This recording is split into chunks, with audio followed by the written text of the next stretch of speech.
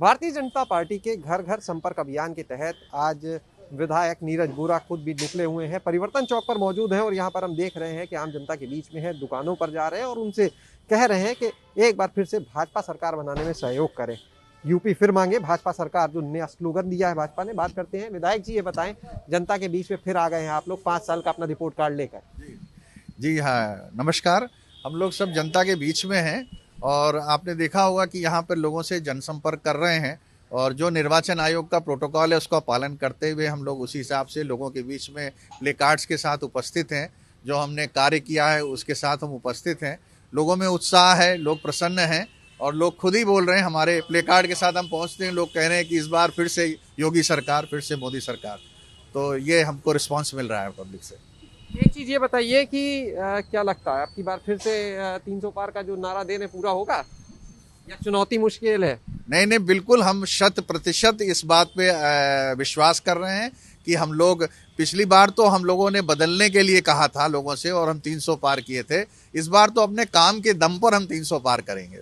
अखिलेश यादव ने एक बात कही है कि आज ही एलईडी वैन को रवाना किया, सोशल मीडिया को एक्टिव कर रहे हैं, वॉर रूम तैयार कर रहे हैं। कहीं ना कहीं उनका ये आरोप है कि भाजपा को पता था कि इस तरह से कोरोना काल में बंदिशें हो सकती हैं फिजिकल रैली और सभाओं पर, इसलिए वो तैयारी की हुई थी भाजपा ने।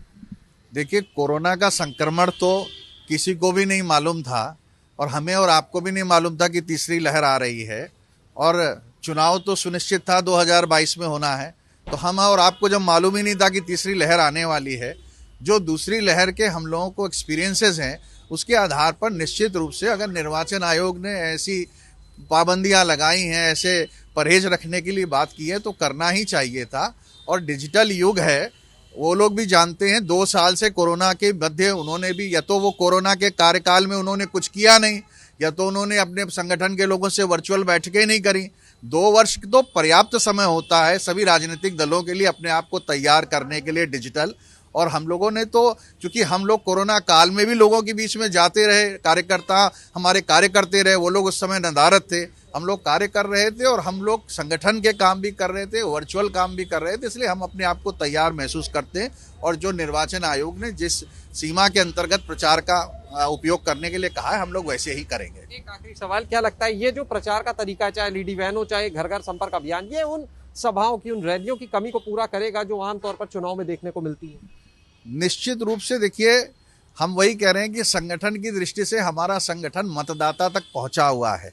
हम हर बूथ के ऊपर हर मतदाता के परिवार तक पहुंचने का कार्य कर रहे हैं, चाहे वो व्हाट्सएप माध्यम हो, चाहे वो वर्चुअल माध्यम हो, चाहे वो टेलीकॉलिंग का माध्यम हो, चाहे हमारे कार्यकर्ता, जब हमने पन्ना प्रमुख तक बनाया हुआ, एक पन्ने के ऊपर हमारा प्रमुख है, तो उस पन्ने के ऊपर 60 लोगों में 10-15 आदमियों का परिवार होता है, तो हम उस 15 परिवारों तक हर हालत में पहुंच जाएंगे।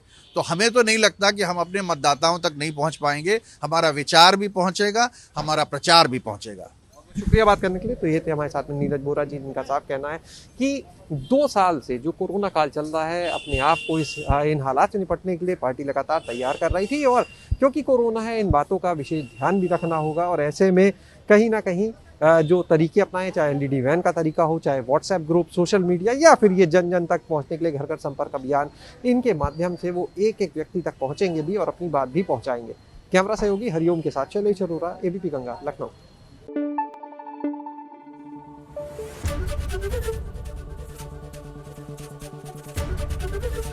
एबीपी गंगा, खबर आपकी, जुबान आपकी।